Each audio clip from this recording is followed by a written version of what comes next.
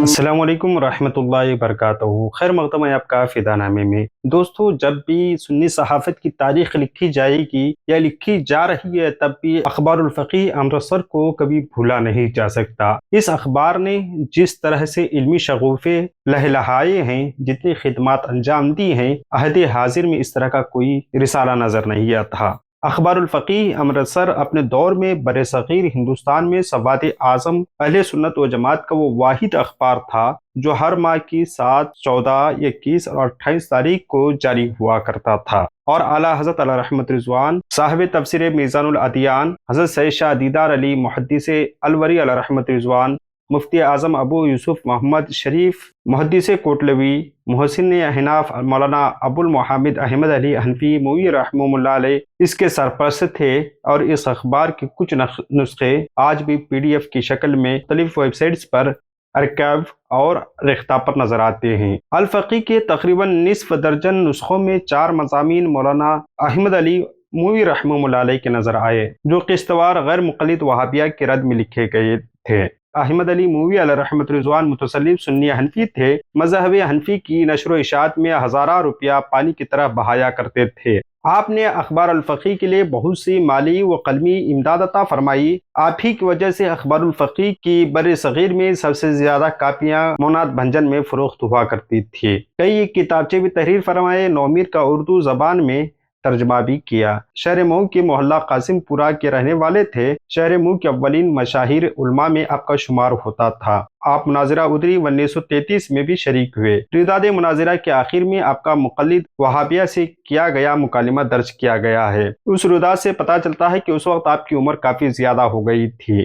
22 اکتوبر 1949 عیسوی کو 8 رمضان مبارک 1358 ہجری میں آپ کا وصال ہوا۔ حضرت علامہ احمد علی قطب موئی رحمہ اللہ علیہ اخبار الفقیہ امرتسر کے سابق سرپرست و معاون مدرسہ بحر العلوم موناد بھنجن کے بانی رکن اور صاحب تصنیف بزرگ گزرے ہیں۔ سنیت و حنفیت کے ایک عظیم محافظ تھے۔ شہر موناد بھنجن میں کے اولین مشہور عالم دین تھے۔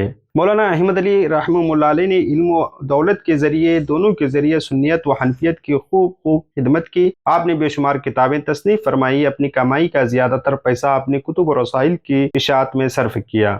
الفقیہ کا قلمی و مالی تعاون فرماتے رہے۔ بقول مدیر الفقیہ کے آپ کی کئی کتابیں متعدد بار شائع ہوئی۔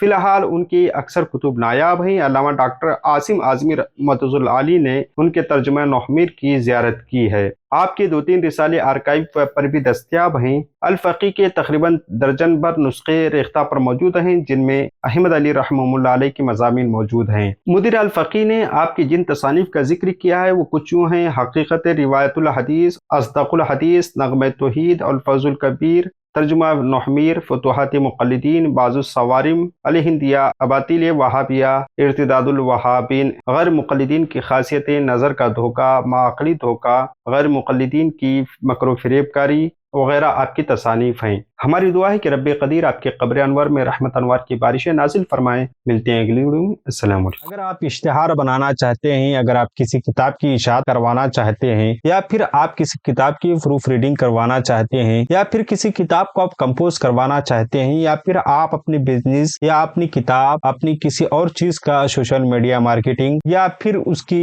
اشتہارات بنانا چاہتے ہیں، یا آپ کی کوئی کتاب ہے یا آپ کے ذہن میں کوئی کانسیپٹ ہے جسے آپ موبائل اپلیکیشن کی شکل میں اسے پیش کرنا چاہتے ہیں، یا پھر آپ کسی ویب سائٹ کا خاکہ ذہن میں رکھیں یا بنانا چاہ رہے ہیں، آپ کا ادارہ ہے، آپ ویب سائٹ بنانا چاہتے ہیں، اس طرح کی تمام خدمات کے لیے آپ ہم سے رابطہ کریں۔ ہمارا واٹس ایپ نمبر ہم آپ کو ڈسکرپشن میں بھی دے رہے ہیں اور اسکرین